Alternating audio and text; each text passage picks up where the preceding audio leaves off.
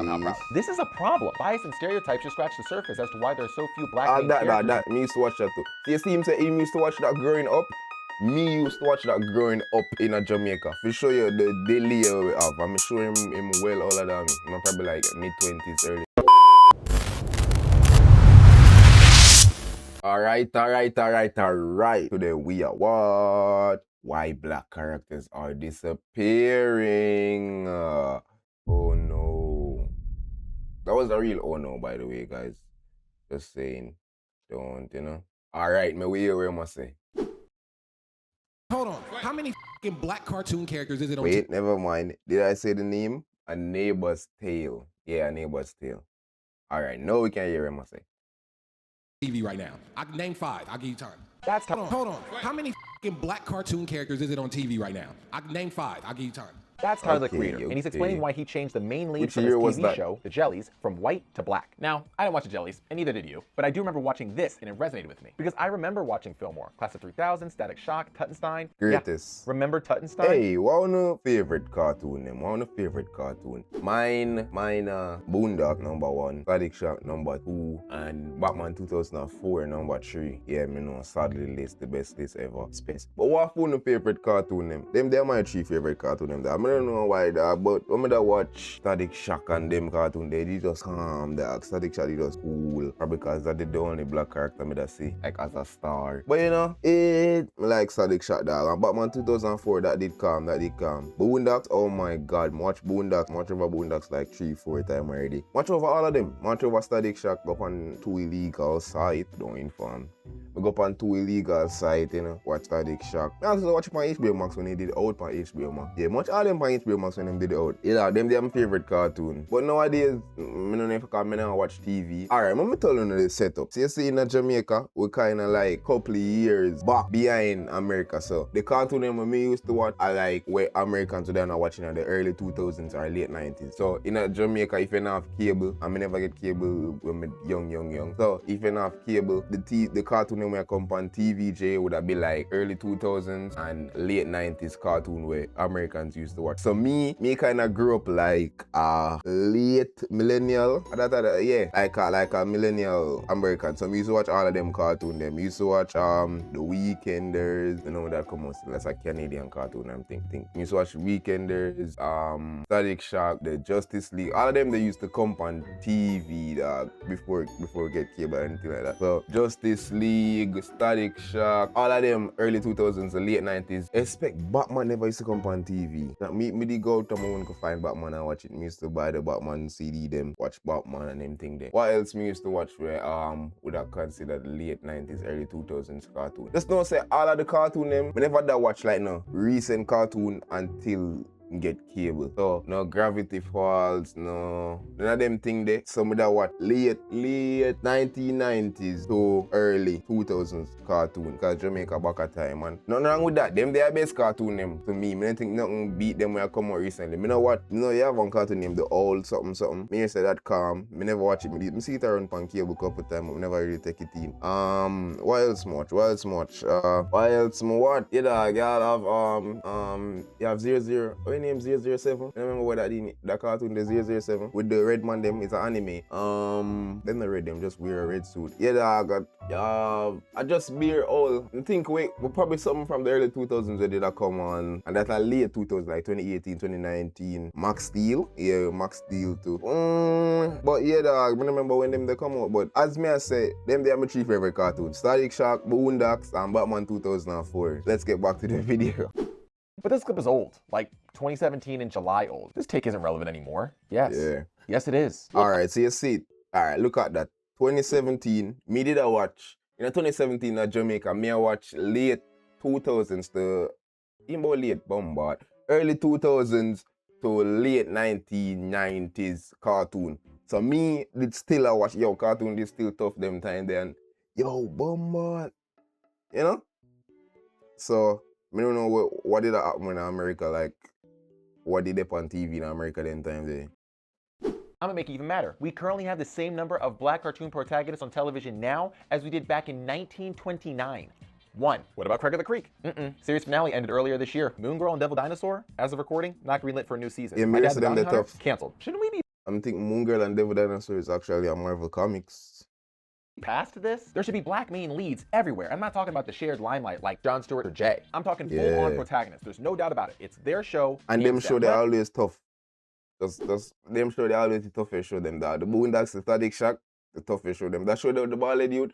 Me need to watch it. Me always I see it all about the place and me start watching it. Come on, man.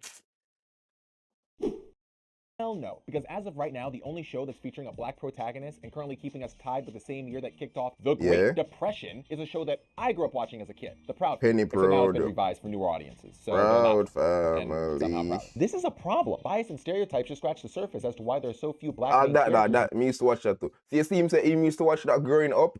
Me used to watch that growing up in a Jamaica. For show you the daily year we have. I'm sure him well older than me. I'm probably like mid-20s, early 30s. Or mid-20s going I'm late. So me I tell you like we're a couple of years behind cartoon dog in a Jamaica. So me grew up on the millennial cartoons them, which are the best, me I say it again. I'm glad cause we them at that come like a DB shit they on TV now. My time them I'm supposed to get them cartoon there. But then no later on me get cable and the Gravity Falls, the Adventure Time, the Johnny Test, all of them. Them they calm too. But as him say, you better getting a black character. I know Craig of the Creek it have all the reruns and them something there.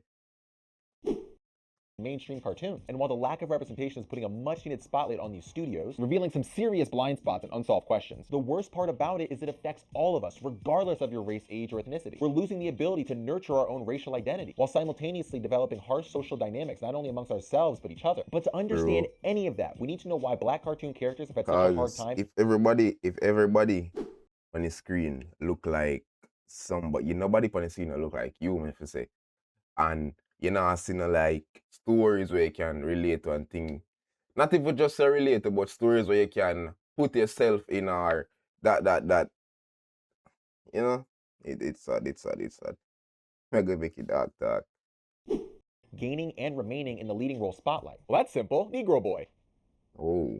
I think we've established that Kaka and Tuki don't work. More formally known as Bosco, he's the first black animated cartoon character, created by Hugh Harman and Rudy Ising, who worked as animators at Walt Disney during that time. The pilot, Talk Inc. Kid, aired in May of 1929, and it blew up. Not only because animation was still relatively new, but synchronized sound was super popular, which is just a technique of matching audio with whatever effects are actually happening on screen. That said, a series of short films soon followed during the 1930s, and Bosco even saw a resurgence in popularity when it was brought to the small screen in the 1950s, even still airing into the early 1990s. But why was it so popular? Well, if you've been watching the clips being shown, hey, hi, welcome back. Beyond traditional animated antics that were popular during that time, Bosco himself was a jack of all trades. More like black jack of all trades. Singing, dancing, playing any instrument with ease, Bosco was the real black deal, because let's not forget that a lot of his tropes came from black stereotypes. This was important because Bosco set the preliminary stage for what was seen as acceptable, as well as what was needed in order to capture an audience's attention when showcasing black characters. And that can be seen on full display with Censored 11. And if you haven't seen the Censored 11, I'm really sorry what I'm about to do to you right now. Do you remember? Okay, so that was not only the opening theme to the Warner Brothers Looney Tunes, it was also the opening theme to the Merry Melody segments. Simply put, think of a short musical that hosts a variety of characters both known and unknown in the Looney Tunes universe. As for me, I genuinely loved them. I can still recite songs to this day. But unfortunately, I've had to add a few more to my memory, like Coal Black and the Seven Dwarfs. As it sounds, it's a racist reimagining of Snow White and the Seven Dwarfs. But they put duh in seven because, you know, black people don't talk good and can't articulate. And it also featured a whole host of fun characters. Prince Chowin, with his gold teeth and dice for central incisors, So White as the over-sexualized black female lead, and the dwarves, cosplaying as US soldiers because this is 1943 and we are full bore into World War II. So the war propaganda machine is in full effect, and we need all the patriotism we can get, which apparently includes over-exaggerated black stereotypes and physical features. But here's the thing you have to understand. Back then, this was a hit. The film received critical acclaim from white and black audiences alike, and Warner Brothers was praised for making it. Now don't get me wrong, it's not like black people were throwing parades, but back then pickings were slim. So if you're able to make it onto the big screen, damn, that's so sad. Being played by black voice actors too, with authentic okay, so we're getting jobs. Okay, it kind of like, damn, but they provide jobs and the only representation they ever get. sometimes you gotta take the win. Trust me, it's better than the alternative mainstream media. And remember, this is just 1 out of 11. Goldilocks and the Driving Bears, Jungle Jitters, Uncle Tom's Bungalow. These are just a few films that came out between 1931 and 1944 that exaggerated black physical features, enforced stereotypes, and depicted black people as simple, dumb, and one note. So you can understand why Warner Brothers wanted to bury these as soon as they realized that racism and bigotry was real, removing whatever they could from the airways, distancing themselves from it, and basically blacklisting, haha, any of those films from ever seeing the light of day. And while that's nice and yay, racism is bad, the damage had already been done. Given the tremendous success of the film, coming from a very popular studio with audiences of all ages and races, People that take it up as, oh, that's it. Essentially gave competitors in the industry the blueprints of how black characters were to be used. Entertainment fuel as a proverbial jack in the box. To spring out, make us laugh, and then, okay, that's enough, back in your box. And this type of execution can be seen throughout the following decades. Shows like the Harlem Globetrotters and Jackson 5 were successful, but it mainly came from the popularity surrounding their real-life counterparts, while also playing to the racial tropes that were previously set in place 20-odd years ago. Not only by the cartoons themselves, but how black people were portrayed and thought of in general, i.e. simple, physically gifted, or musically talented. This also meant we weren't going to see the Jackson 5 discussing race relations while jamming out. Neither were the Harlem Globetrotters going to talk about new ways to promote equality. How could they? They were too busy fighting crime as superheroes. So these cartoons had permanent training wheels attached, meant to stay in their lane, be entertaining, and not rock the boat with any social or political messaging. The question is now, are there any shows in existence that bypass these stereotypes and social limitations while also meeting the 3.5 rule? Right, no. Did you miss something while you were eating? No, you're fine. I thought of the 3.5 rule when I was doing research for this video. Me not eat, so you never catch me. Come not eat. His lifespan is only 3.5 seasons on average, even less for cartoons with black protagonists. So shows that went over 3.5 seasons with black leads were top tier, as they not only had the ability to escape the biases and stereotypes set upon them by their predecessors, but had serious cultural impact and were able to connect with audiences regardless of race, age, or ethnicity. All that said, a show like that did exist, and ironically set in the same era as the Jackson 5 and the Harlem Globetrotters. It set a new standard for black character leads, challenged stereotypes that were set in place for generations. I'm gonna talk about Samurai Jack. Even revolutionize how black characters are depicted and what they could talk about. So surely whoever came up with something so dynamic, so positive, so socially significant must have the same values and morals as the very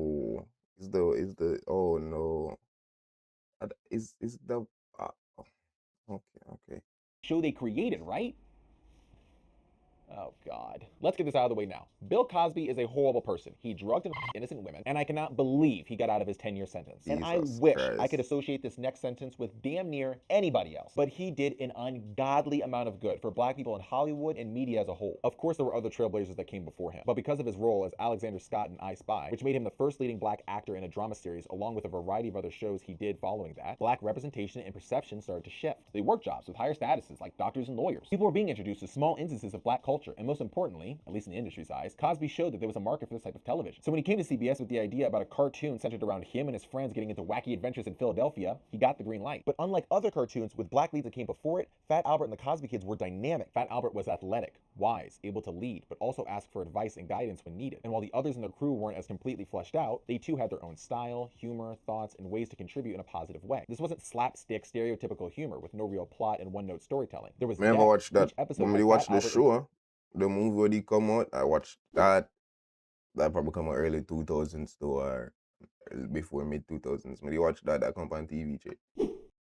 The crew helping each other, friends, or classmates through real-life situations like divorce, interracial relationships, even alcoholism. And remember, this was in the 1970s. Conversations about these topics were difficult, so to be discussed on a television show geared towards children was quite significant. But through colorful and dynamic characters, great storytelling, and an understanding of how to present serious subject matters in an easily digestible way, Fat Albert was a runaway success, spanning 8 seasons from 1972 to 1985. And yes, Bill Cosby was a big name, did voices in the show, and had cameos throughout the episodes, but it wasn't called Cosby and the Crew. Fat Albert took main billing, and he wasn't real, just a creation loosely based off of one of Bill's childhood friends. But they made him a star when they very easily could have had the show center around Bill Cosby alone. So this was a really nice in-between for black cartoon protagonists in television. You got the popularity of a star to give the show legs, but you're not resting on your laurels. And you're challenging the cookie-cutter format traditionally associated to black characters. And you're successful. So how did we plateau? The show was revolutionary compared to all cartoons, black or otherwise. So if that's roughly 40 or 50 years ago, then why do we not have black cartoon leads everywhere in television? Well, an analysis came out in 1992 about television series with minority-led characters. It was called An Analysis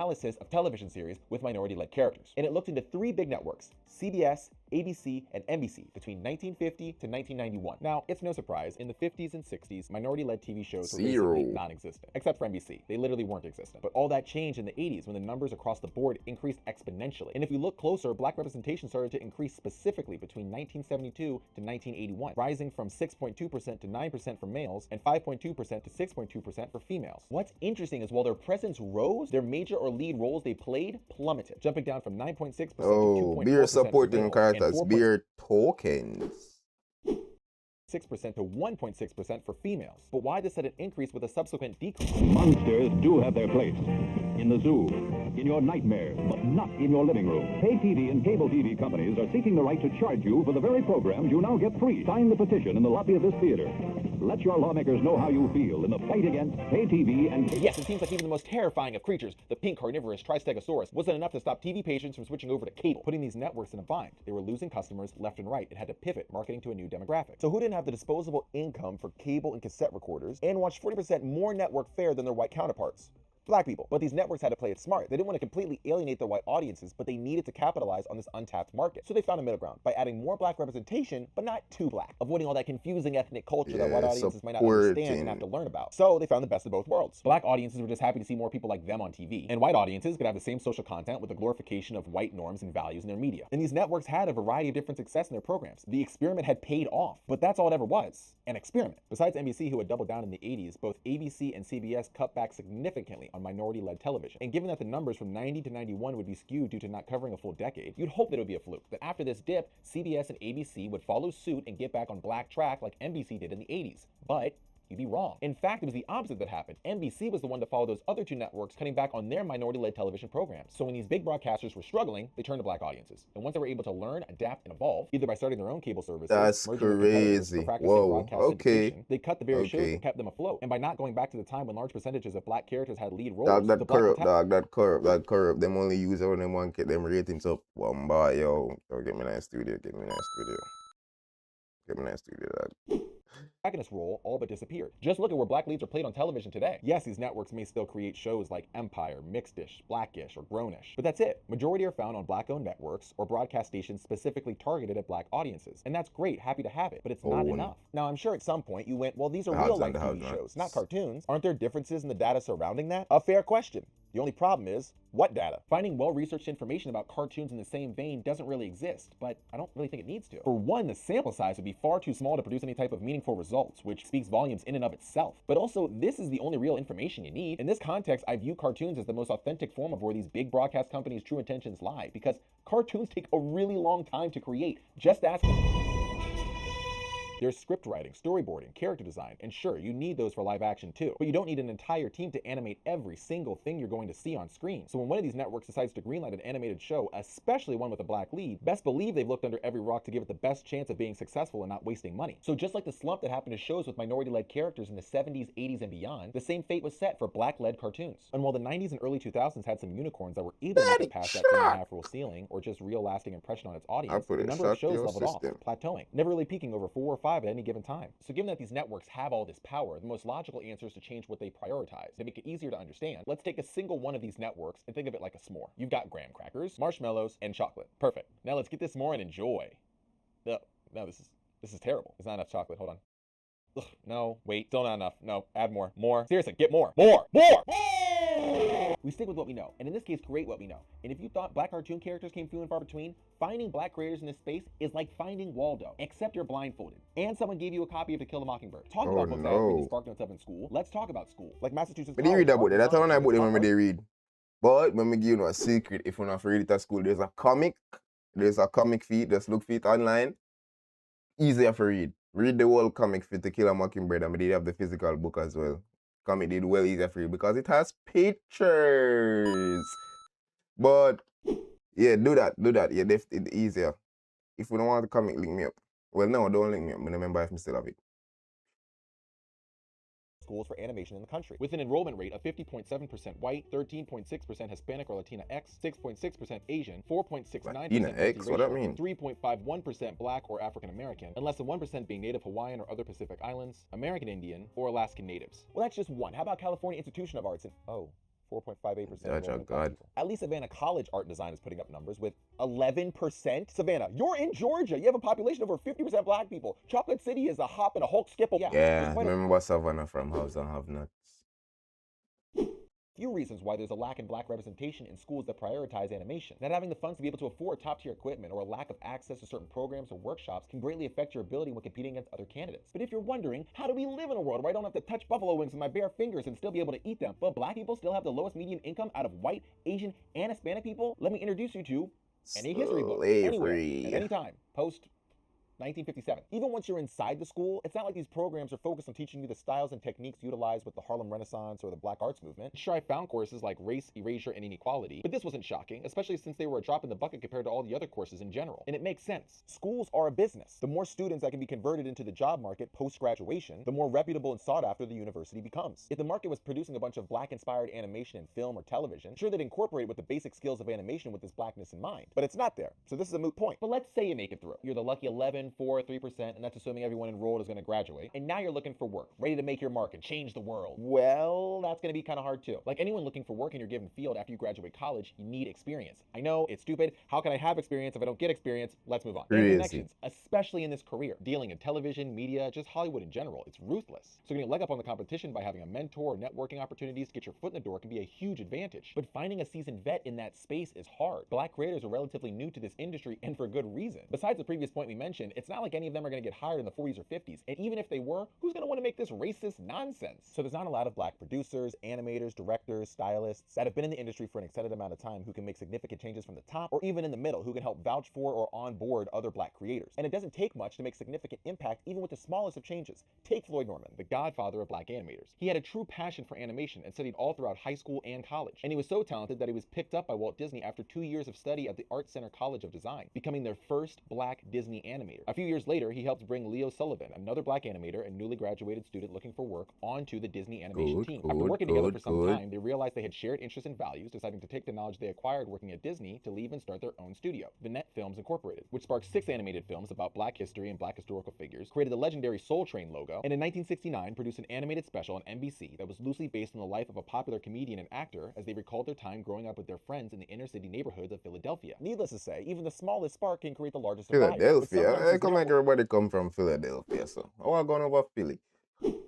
Control the spark in the form of tokenization and typecasting. A few years back, Netflix released an all-black virtual roundtable, which I'm going to reference heavily in this segment. It was comprised of various black figureheads in the animation industry, from directors to color designers and producers. This included the late Jack Knight, who was a comedian and actor who also wrote for and starred in the hit Netflix sitcom Big Mouth. During the roundtable, he spoke of how the industry uses heavy tokenization when it comes to black people. He even commented on himself having the very job he had because Nick Kroll, creator of Big Mouth, saw him be funny somewhere. He continued by stating that only a queer black could do this or cookie cutter black could do that. So this keeps black people restricted from specific projects, tasks, storyboarding, etc. But this isn't equal across the board. There are countless examples of white individuals writing, producing, and directing black stories and even voicing black characters. But it shouldn't take the likes of Jenny Slate, who played Missy in the very same show as Jack, to step down from her role, as she started to feel more uncomfortable voicing this character, especially given the more black-focused stories they were planning on taking Missy during this upcoming season. Stating on Instagram, black characters on an animated show should be played by black people. Additionally, there can be challenges to being black in this space that are a bit more nuanced and hard to explain. Like Brie Henderson, who's a color stylist for Netflix and was a part of the panel as well, spoke to the climate she was currently working in at the time of recording, as the video had been released in July of 2020, so George Floyd had been murdered no less than a few weeks ago at this point. She spoke about how she feels like there are eyes on her with whatever she's creating or finalizing in her design, overanalyzing to see if it's too political or too pro-black. And you can sit there and go, that's just her opinion, it's all in her head. But for one, no it's not, because people are looking to get mad about stuff like this all the time. Because God forbid, I don't know, a game studio has 2 minority leads in their open world stealth game.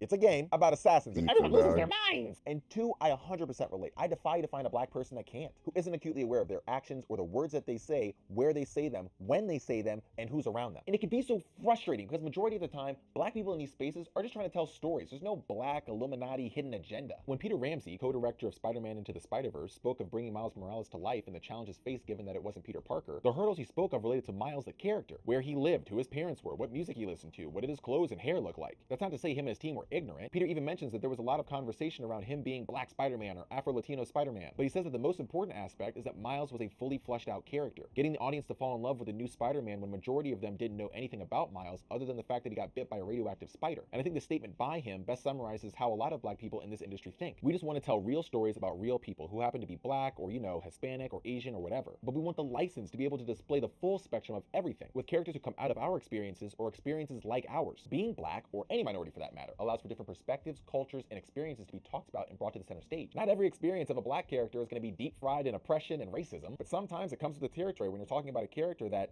dare I say, isn't Western European. Regardless, this is where we're at. Limitations are being set far too high and causing a barrier to entry, and less people are able to climb the ladder, thus making it difficult to create any lasting changes. Thankfully and luckily, I've been able to see some amazing workarounds. More Black animators are utilizing existing platforms to either promote themselves or others. Black studios and support programs are popping up to give Black people in the industry a fighting chance, which includes these big studios too, but in their case, I don't know, man, it seems kind of showy, because clearly there hasn't been much significant change, so I'm not holding my breath there. Please understand, this is not a bash white people segment. I think at some point we knew I was going to have to bring up these ideas. Yo, what because is an there are icon nice screen, yo? I wanna see this, right? Like, what I going there, Tessa?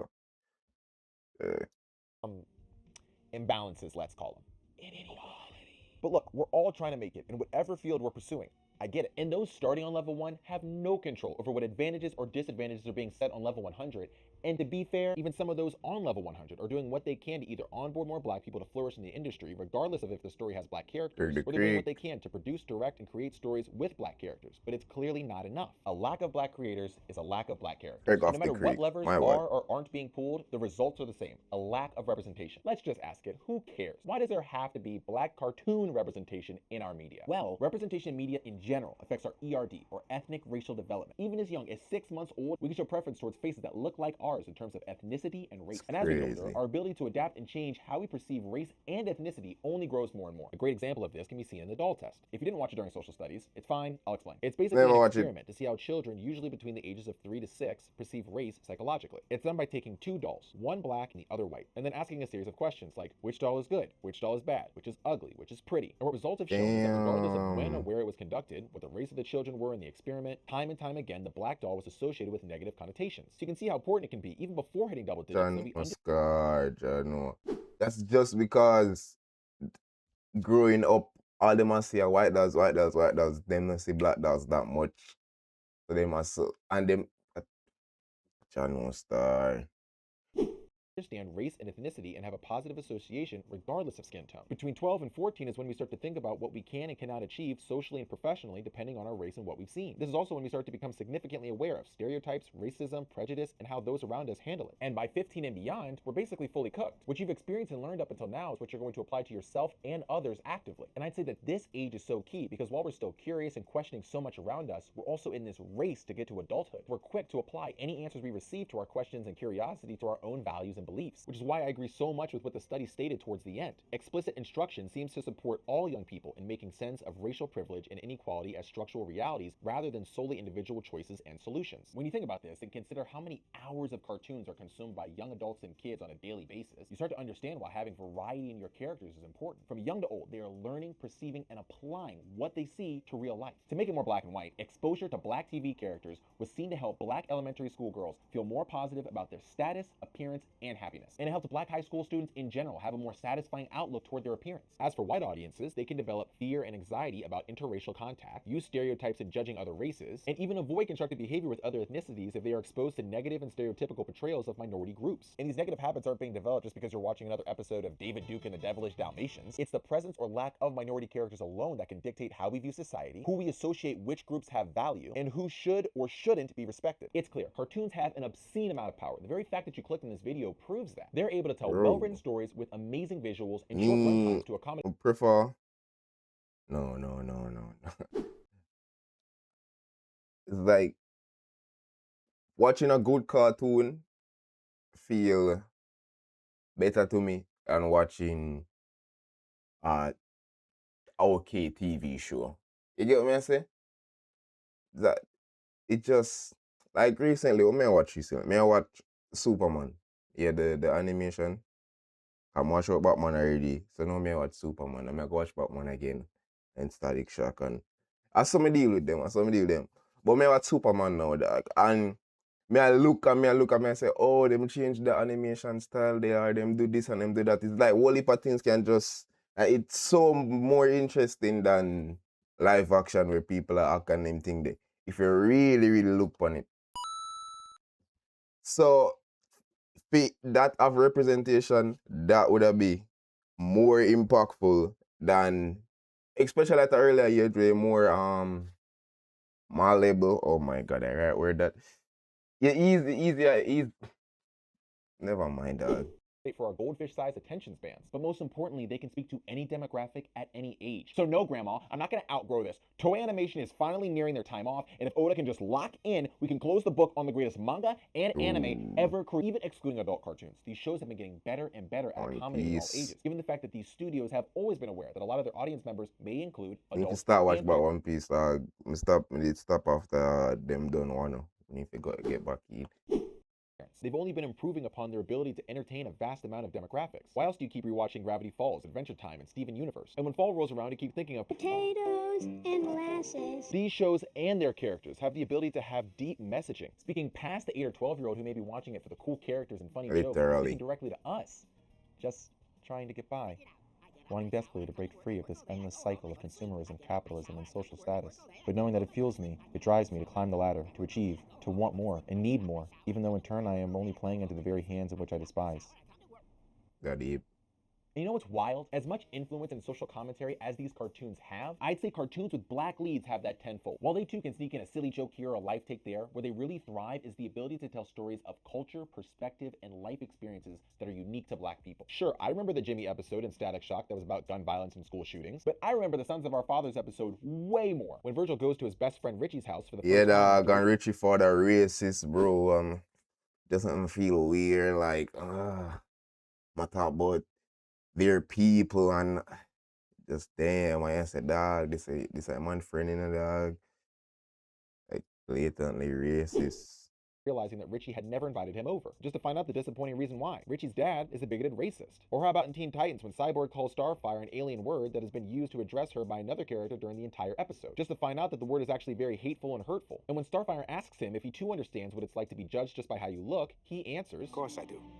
I'm part robot." Whoa, calm down, Jamal. I loved that scene because we knew. My only gripe is I just wish Cartoon Network would have fully committed and not been cowards about it. Especially since later that year, they came out with one of the best and most pro-black cartoons to ever grace the small screen, which involves 2 inner-city black kids that were transplanted into white suburbia. So you know what I'm gonna say. Like, I'm gonna make a video about Boondocks. I am the visual, the inspiration. Boondocks is a masterpiece. If you're black, you're contractually obligated to watch it as much as you are to watch Friday. And if you're any other race or ethnicity and somehow haven't seen it, best cartoon ever. Go now. You can pause the video. Just open up another tab. I'll be here. Hey-ya! Did I get you? No. Okay. Where were we? Right. The Boondocks. S tier. Why? Well, besides them redefining what a cartoon could be, black or otherwise, Aaron McGruder, their creator, was able to explore American racial dynamics. Season 1 to 3 though. Season 4, I wait stuff for just season 4 and 5. 4 and 5 last been by 4 and 5. But that's where it started. But still greatest show. Interracially and intra-racially. And while he had his challenges going from paper to premiere, he finally got the go-ahead from Adult Swim. And the 2 black restrictions that those big networks set decades ago in the 70s and 80s that created creative limitations and mundane... that first episode there, tough.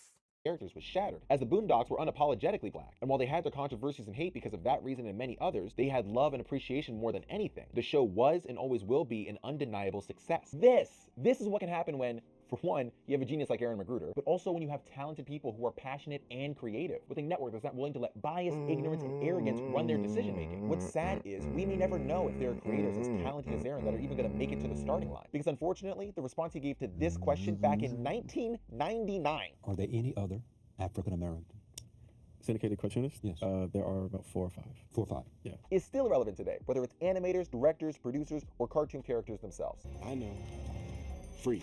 It's amazing to me that this topic still holds up. I mean, we're coming up on the 100th anniversary of the first black cartoon character on television, and we're still having the same conversation, Same still with the problems. same restrictions and limitations. It's getting old. There's a lack of faith when it comes to black characters, and creators for that matter, being able to lead a series. Even though there's evidence that contradicts that very idea. When shows fail, any show, one of the biggest factors is when you as a network, studio, whatever, tries to control everything, whether that be the creative freedom of the creators or the characters that they make. When you look at Hollywood or media today, I just feel like there's this creative palette fatigue, like a bunch of reimaginations, sequels, or unasked for live adaptations. Trust me, if keeps going as it is, it's gonna get a live adaptation. There's just too many No, we examples don't of need jumping that though.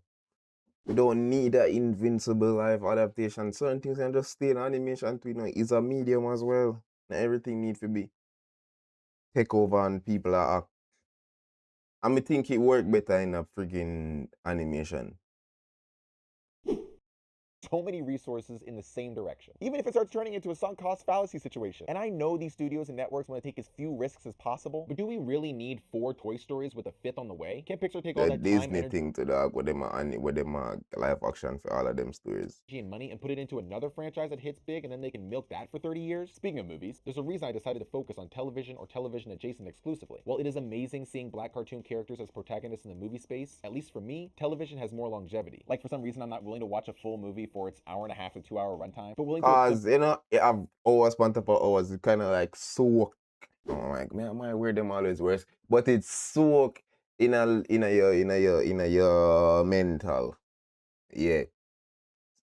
Cause you have more hours to soak with it and more time to live with the characters and everything. Their movies just like a one and pass. Don't get me wrong, you have great movies, but it easier for you remember and relate to hours and hours of storytelling than like probably a 2 hour one and a 1 hour 45 minute, you know?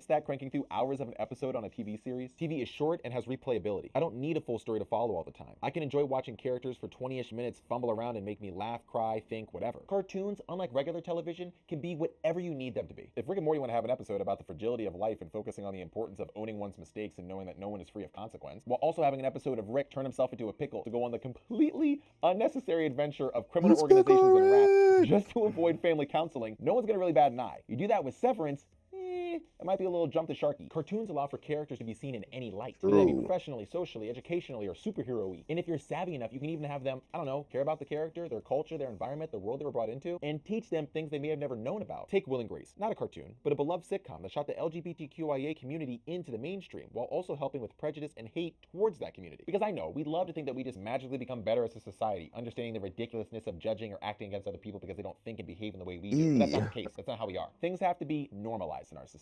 We have to connect with others emotionally before we can even consider understanding their perspective. And through their creative writing, storytelling, and beautifully fleshed out characters, that's exactly what the show did for people of that community. They were being represented in a way that connected all audiences, gay, straight, bi, whatever, and on primetime television no less. And while it was in no way perfect, it was a huge contributing factor to society's shift in perspective, giving pause to how they think about and treat others. Now think about that for a second. They were able to do that with adults. Cartoons can do that with adults, teens, kids, you name it. If Hollywood wants to be lazy, but still have a fresh spin on things, you can tell similar stories, but with characters that have different backgrounds, giving you the ability to dive into new perspectives with challenges in different cultures. Because needless to say, black characters are simply a subcategory to the much bigger problem. Watch, name one Hispanic female cartoon character. That's a lead. If you said Dora the Explorer, congratulations, you're racist. No, because she's actually a multi-ethnic Latina girl. Her mother is from Peru, and her father is a combination of both Cuban and Mexican. And if you're going, isn't Hispanic and Latinx the same thing? You're proving my point. There's a serious lack of representation when it comes to ethnicity, race, sexuality, gender, and physical differences, to name a few. And it may seem silly to you, but guess what? Kids become adults. And guess what adults do? Make decisions. Some that are great and others that are terrible. So many times the poor choices that we make that are wrapped in a lack of empathy comes from a place of ignorance and arrogance. And while cartoons may not change the world, they can help in normalizing others' lives, letting society dictate how they want to proceed moving forward with the information that they now have. And even if there's a small chance in change, isn't that worth it? For those Harley Quinn get a bombard running up. With the Harley Quinn cartoon, they get a run. about there being a change to a movie, cartoon, or video game character, complaining that these companies are too woke or having an SJW agenda, saying things like, if they're going to change Ariel from white to black when they go live action, they better have the same energy about Tiana when they go live action. We're talking about the same Tiana, the first and currently only black Disney princess. If you're that upset, please ask yourself, who does this hurt? And if no one, why are you mad? And if you still can't answer this question, How many fucking black cartoon characters is it on TV right now? I can name 5. I'll give you time. maybe take a time out. Rolling on the river, rolling, rolling, rolling, rolling, rolling on the river. Alright, the video then. Alright, that's how and catch me out of go. But that was the video, guys. What do you think? Great video. Make a subscribe. Subscribe. Yeah, me just subscribe. When you can check out him channel and the video down below. Great video, very informative. And remember, tell me one of your favorite cartoon down below. I gotta look. Damn, look like Micah dead. Bye-bye.